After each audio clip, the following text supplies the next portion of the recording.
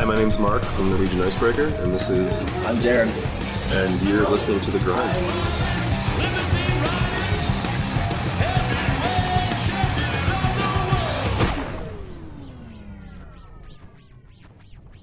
Welcome, everybody. This is Stacey Steel. You're checking out The Grind on Punk Rock Radio. We're in Calgary at the 10th Annual Sled Island Music Festival. I'm in the city, and my first interview of the day is with a couple of guys from Norwegian Icebreaker. How are you guys today?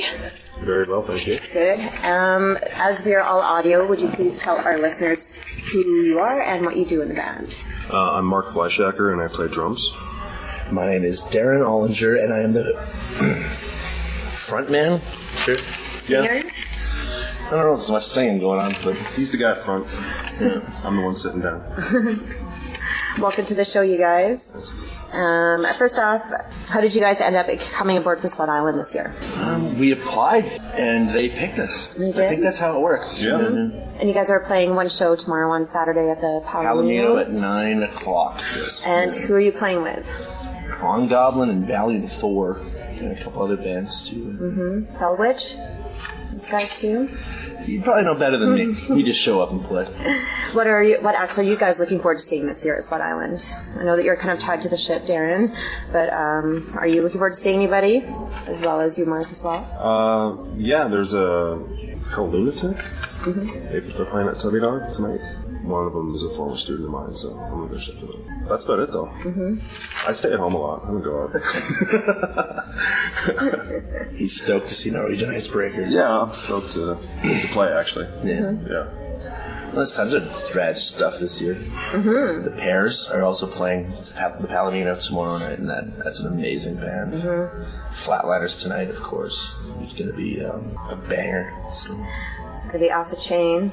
I had a good party with B.A. Johnston last night. So. How was that? What happened?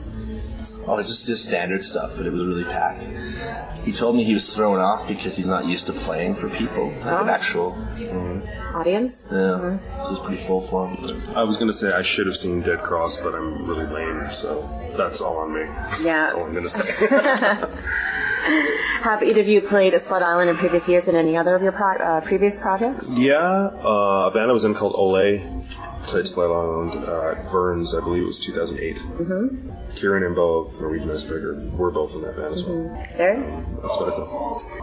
2009 with a band called the Colin Decker Freefall. We played Distillery, the big one, with the Bronx and Knucklehead. Yeah, it was a fun night. That sounds fun. Yeah. Awesome. Fantastic. For those listeners out there that have never heard of your band, could you tell us a little bit about what kind of music you play and what you guys are all about? Sure. And when you formed? Well, I think the band, we're not really original. You're not an original member, are you? Well, You might as well be. might as well be. Yeah, the band started in 2010, you were saying? Well, probably. I think they were 2009? jamming about... They started jamming at New Black, those two guys, Kieran and Bo. They were making noise right around 2012. Okay. The original drummer, Stefan, was the jamming with them, and I was working New Black one night, and they just like, hey, you want to sing? And I thought, well, I'm here anyway. Let's do I was bored just listening to them, so they let me come on board. And then... Sometimes that's how it So that would have been about 2013, and then we played a few shows in that configuration or lineup, and then she left the band to focus on medical nursing school or something. Yeah, and then Mark hopped on board, filled the void. Yeah, I mean, I was, during that downtime, I had downtime between Ole and when I joined the band, Norwegian Icebreaker, and that was everything that Darren was just talking about. I gotten sick, and won't get into details of it, but I basically wasn't into playing drums anymore for a while, and then around the time that I decided to get back into it is just when they were also, Steph left, and the door was open for me to do it, and it just was a no-brainer. The last thing I wanted to do was answer an ad in the paper. I just want to jam with buddies and make music, and so that's what it was. Falling into old familiar territory. Yeah, with a different vocalist this time. Yeah.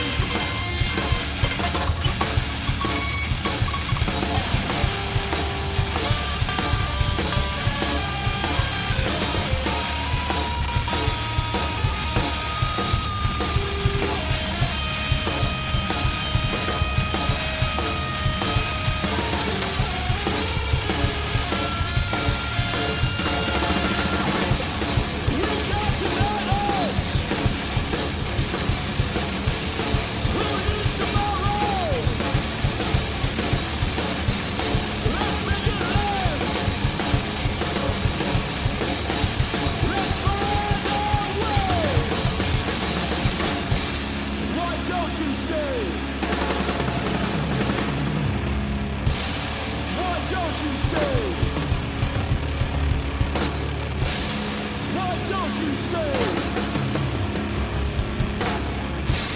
Why don't you stay? Why don't you stay? Why don't you stay?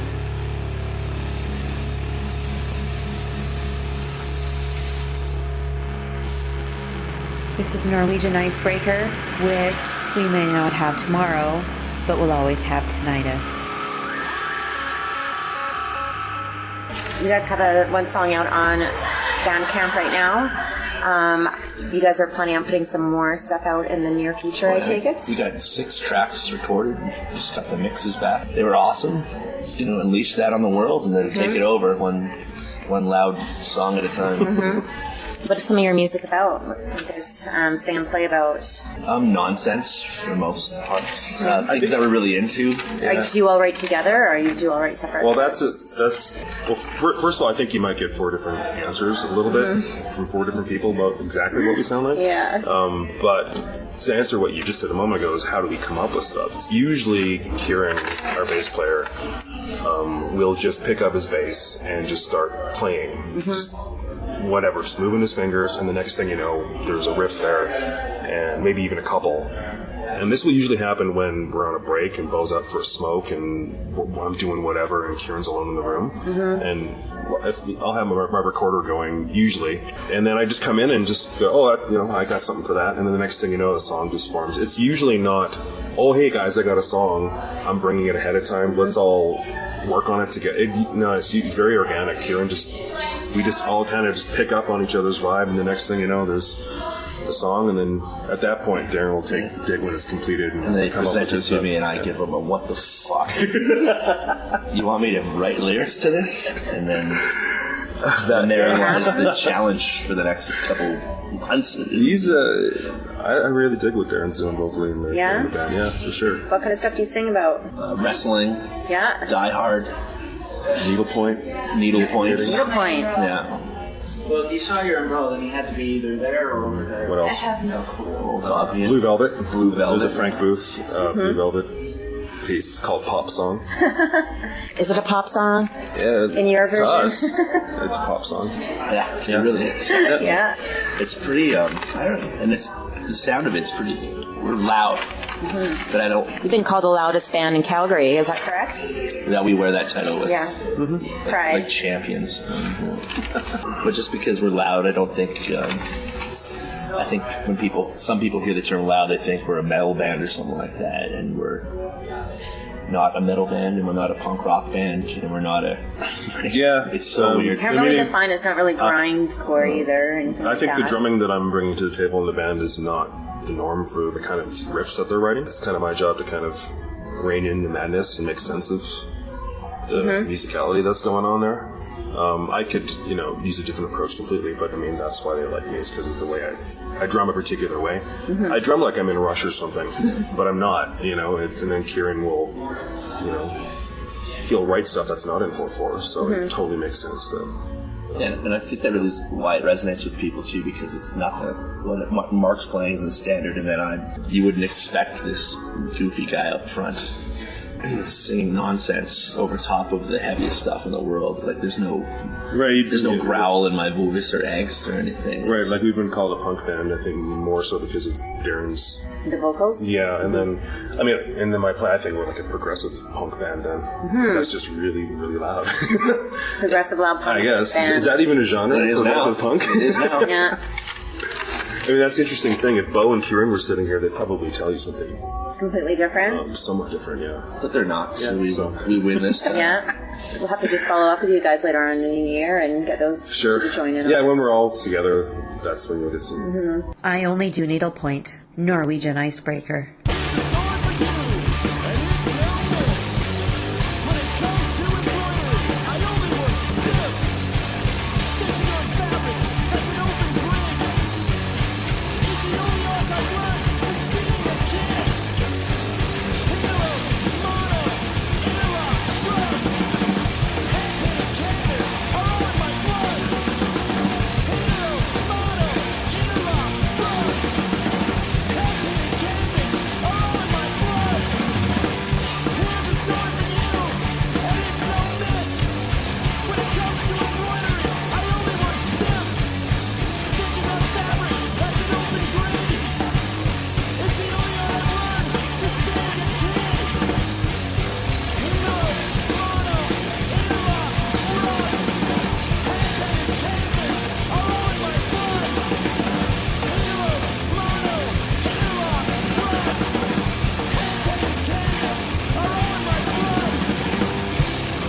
only do needlepoint 'cause I can't crochet. I only do needlepoint.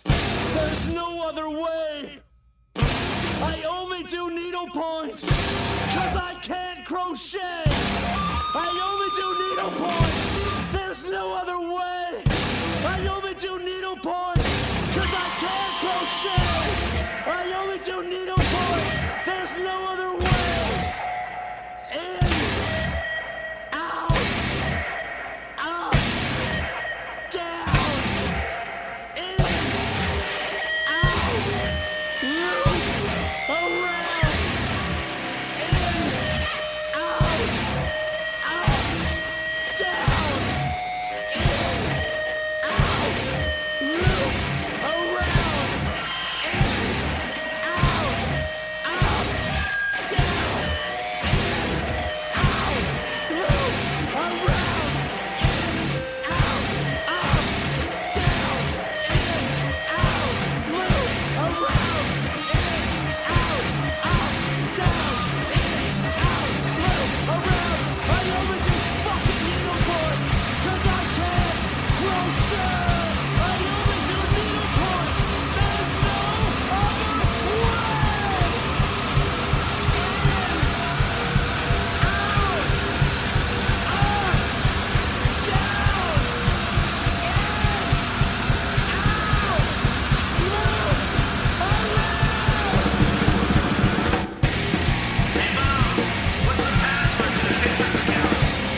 What's been one of the most memorable shows that you guys have performed to date? Except for tomorrow, of course. Yeah, we can't remember the future. Not yet. Well, we played an all ages show just recently that I thought was a lot of fun. Yeah. Yeah. That was the record plan? No. No, it was Major way minor like show 17 on- Southeast. Okay, yeah. On there. Yeah. I rather enjoyed that show a lot. Mm-hmm. And I wasn't playing on my drums, which is always a little weird, but still, it was... Did the kids take to your music Yeah, pretty well? I think Yeah. so, yeah. We went over very well there. It was cool because they had the garage door open of the venue, and everybody was just lurking around the parking lot like kids do at all ages shows. And every single body that was there came and watched us and didn't leave. And we sold T-shirts to kids. And that was if you can pull that off, you know you're doing something, right? Yeah, definitely. The stage was shaking the whole time. Like, the drum riser was basically just this large stage that only I was on, and I kept, having to move things and bring them forward again, and my little table was... I got so mad I kicked over because I was sick of seeing it. With all that said, it was amazing. I had a great time. We played this awesome Felt like show. I was in a battle or something. We played this awesome show at the Gateway one time. We opened for We Hunt Buffalo. Oh, those guys are great. They were, but then there was a band in between us, and they didn't fit. Like, we were loud, and they came on, and they were very just pop rock, and they were really good at what they did, and they brought a boatload of people. Like, they did their job really well. The promoter was probably really happy for it. And I'm talking, there was probably about 100 fans of their music, and they were in the age range of probably early 20s, and they were all girls. And we went up there first and played probably the best set we've ever done, like flawless. And all 150 of the people stood as far away from the stage. It's true. Back of that room. Yeah, there's. I think the old drummer, Johnny. one of the old drummers of Norwegian Icebreaker was the only guy up front. I do remember that, Yeah, we just played like absolutely empty space, nobody. and then just this wall of people just right along. But the coolest, the Terrifying. coolest thing about it, it really wasn't thought much like about it, we were actually. going over, because everybody was like, you could hear like, Yeah, they were all applauding. but and stuff. we were sonically beating the shit out of them, and they didn't know, they'd never heard anything like it. It was so like, Bring earplugs. Yeah. We should almost have Norwegian Icebreaker. I've doubled up on earplugs this year. And you know what? I'm the only one in the band that wears earplugs when we jam. what? I rest my case. You guys have a title out for your upcoming album? Or is that still in the works? There's a couple. I couldn't tell you right now one that we've all agreed on. It'll probably be 12 words long. Silly, but that's about it. Yeah. I don't think we're doing with the 6 songs right now. I think we're just going to Bandcamp them and maybe do a 7-inch. And then these guys write songs fast. Like, it's like every jam. I felt like, yeah, we got another song. It's like, holy. Awesome. That's kind of what I was It's like saying. Pez dispenser over here. Yeah. I was telling you earlier that my favorite part of playing in this band or just playing music in general is writing. Yeah, you creating like songs. coming up with If new it was up sounds. to me, we would just take a year off and just do nothing. The problem with that, though, is that, we kind of tend to play shorter sets, and how do you choose material at that point? It just gets harder and more difficult. Especially then, it's hard to introduce the new stuff into the sets, too, because we are playing 20, 30-minute sets. And we actually have a couple of recognizable songs that people really get excited. Yeah, we got a few of them that are kind of like standards now, so Right. So you can't pull them out of the set. Right. Got to start making longer sets, making more music. Or just getting longer slots, I think. Yeah, that's true. But the other thing, too, I think we're so intense sonically that I don't know if anybody needs to stand there and take that beating for more than a half an hour, too. Do you know what I mean? So it'd be cool to play for an hour and a half, but someone else's ears might be... I don't know if I would want to play for anyone.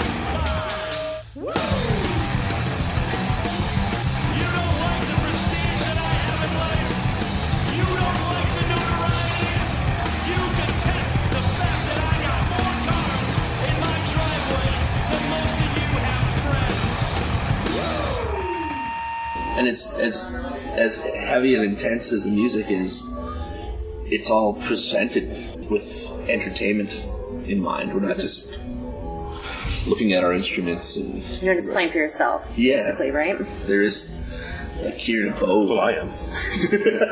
Never mind. No, I'm just kidding. But Kieran and Bo, they get lost in their pedal world. And I think that might be the reason why they got me to play too, is to make that noise accessible to people. So it's like, well, that's really loud, and there's this a bald fat dude being ridiculous on stage right now. This is great. Let's go buy t-shirts. Got nothing to follow that with. Yeah. You guys are hoping for a fall release with the album? Oh yeah, we're gonna, Yeah. we just got it. Finally, we just got it next That's good. week. Yeah. Yeah. Awesome. It was a daunting process. So Where'd you record? kind of in a A friend's basement. Friend's basement? Yeah. Eric Andrews, Yeah. and then he mixed it too, and we kind of did a little bit self-produced. Corey, we recorded in Corey's basement. Kieran's basement. Well, some of it, because I remember me and Kieran doing. Oh, you're right. Okay. Well, my tracks were done in Yeah. Corey's basement. But So anyway. it's all over the place. It took a while to get it into. Like I said, like we're all procrastinating here. You know, it's everybody's fault that it's been taking this long. So, whatever. The point is that it's done now. So, Awesome. Well, we're going to be catching up with you guys probably sometime in the fall about that then. cool. So sounds good. Yeah, you'll love it. Yeah. Is there anything else that you guys would like to add to the end of our interview? Anything I may have missed? Or We have an amazing T-shirt that people love to buy. Tell us a little bit about your T-shirt. It has a dead picture of Lemmy on the front of it for Motorhead, and on the back it says, "Who's louder now?" with a question mark. All in the Motorhead font. Norwegian Icebreaker is also the Motorhead font. Bo showed it to me at Jam. Well, Bo and Darren, they kind of went over the rest of the band's heads and just made these shirts and told them about us at Jam and showed me the picture of it on his iPhone. I did just kind of like check my eyes for a second. I'm like, what the freaking hell am I looking at? And I'm like, oh yeah, no. And they sell like hotcakes. It's amazing. Like, every time we play, more people buy that shirt than actually watch us sometimes. It's awesome. Marketing is key, right? This is fantastic. It's super cool though when you're walking down the street and there's people I don't even know this person. They're wearing our band T-shirt. This is awesome. You've seen that's happened to you? Oh yeah, dude. You've sold at least. I guess I don't go out enough. You do stay home. I do. Gotta get outside a bit more this summer. I do. It's been a pleasure talking to you guys this evening. Yeah. Tell us a little bit where you can be found on social media. You guys have a Facebook page and Bandcamp, of course. We got Bandcamp up. We have a Facebook page, and we have a Twitter page. And the Twitter handle's in Norwegian, so I couldn't actually tell it to you right now. But if you just right? search Norwegian Icebreaker, we're the only band with that name. So. The Icebreaker, one word. Sounds good. It's been a pleasure. Thank you. Thank you.